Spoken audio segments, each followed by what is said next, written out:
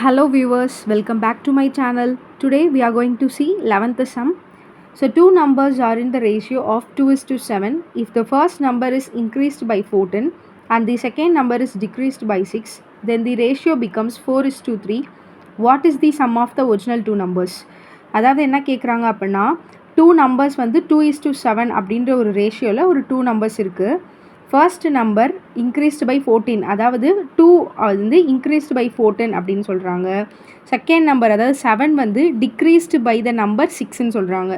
So then the ratio becomes 4:3. What is the 4:3 ratio இருக்கும்போது அதோட sum of original two numbers என்ன அப்படின்னு கேட்குறாங்க. அதோட சம் என்ன அப்படின்னு சொல்லி கேட்குறாங்க. So first two numbers are in the ratio of 2x is to 7x. So இங்கே நமக்கு 2:7 கொடுத்துருக்காங்க. So we have to take it 2x is to 7x. So first number 2x, second number 7x. So நமக்கு தெரியும் அவங்க கொடுத்துருக்காங்க 2x + 14 increased அப்படின்றனால we have to use plus, decreased அப்படின்றனால we have to use minus, equal to 4/3. அவங்க அடுத்த ratio then the ratio becomes 4:3ன்னு கொடுத்துருக்காங்க. So 4/3.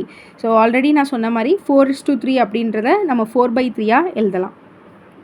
So next as usual we have to cross multiple on both side. cross multiple பண்ணோம் அப்படின்னா உள்ளக்கூடி இந்த 3 வந்து உள்ளக்கூடி multiple பண்ணிடணும். 6x + 42, 28x - 24. ஸோ நம்பர்ஸை அந்த பக்கம் கொண்டு வந்துருங்க, எக்ஸை அந்த பக்கம் கொண்டு போயிருங்க, எக்ஸ் டேர்ம்ஸ் எல்லாம் அந்த பக்கம் கொண்டு போயிருங்க. So 28x - 6x, so 66 = 22x கிடைக்கும். ஸோ எக்ஸ் மட்டும் எனக்கு வேணும். So 66 divided by 22, so 3. So x = 3 அப்படின்னு எனக்கு ஆன்சர் கிடைக்கும். ஸோ இப்போ நம்ம என்ன பண்ணணும் அப்படின்னா ஃபர்ஸ்ட் நம்பர் அப்படின்னு இருக்கா, இங்கே எக்ஸுக்கு பதிலாக 3 சப்ஸ்டியூட் பண்ணணும். ஸோ 6 அப்படின்னு கிடைக்கும். ஸோ செகண்ட் நம்பர் அப்படின்னு இருக்கா, ஸோ இங்கே எக்ஸுக்கு பதிலாக 3 சப்ஸ்டியூட் பண்ணோம், 21 இருக்கும். இவங்க என்ன கேட்டிருக்காங்க அப்படின்னா sum of the original two numbers கேட்டிருக்காங்க. ஸோ நம்ம அந்த ஃபர்ஸ்ட் நம்பரையும் செகண்ட் நம்பரையும் ஆட் பண்ணோம் அப்படின்னா நமக்கு வந்து sum of the original two numbers கிடச்சிரும். So next 12th sum. Find the fourth proportional to 19, 23 and 38.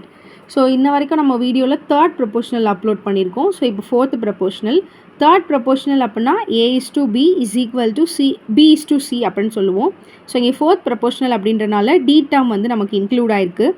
So here if A:B = C:D அப்படின்னா தென் D is called the fourth proportional to A, B and C. So as usual we have to take the A is 19 and B is 23 and C is 38 and we have to find what is D. So that is called fourth proportional.